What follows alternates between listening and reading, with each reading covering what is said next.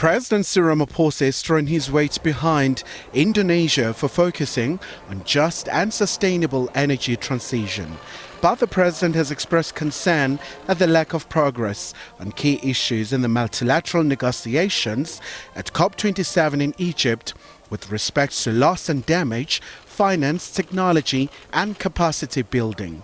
On the sidelines of the summit, President Ramaphosa met with Chinese President Xi Jinping.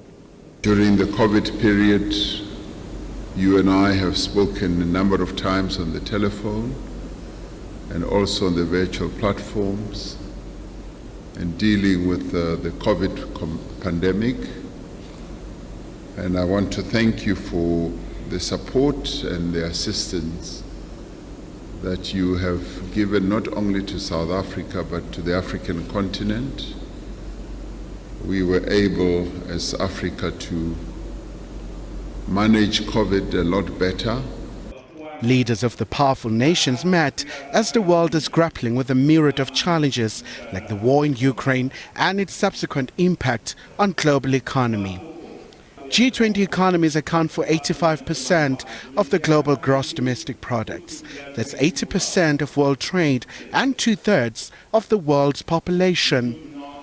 Paradigm of collaboration is badly needed to save the world. We all have responsibility, not only for our people, but also for the people of the world. And Russian President Vladimir Putin did not attend the gathering. He's represented by Russian Foreign Minister Sergei Lavrov. He says that the United Nations has told him of written US and EU promises to remove obstacles to the exports of Russian grain and fertilizers. The Secretary General spoke about the promises that the United States and the EU had given him on paper. I would say they contain good intentions. If they are implemented, then the obstacles to the export of fertilizers and grain will be removed. As the world leaders descended to Bali to discuss key issues, there was also this moment where the First Lady of Indonesia, Irana Joko Widodo, fell as she exited the aircraft alongside President Widodo. Fortunately, she was not injured.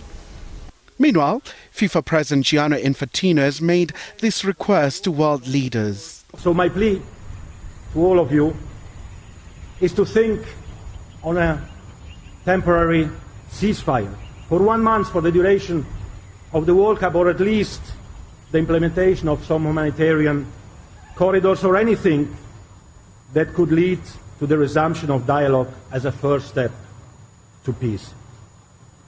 The Russia-Ukraine war and a global spike in inflation overshadowed the summit, the first time the meeting is being held since Moscow invaded its neighbor in February. Khumalo, SABC News, Johannesburg.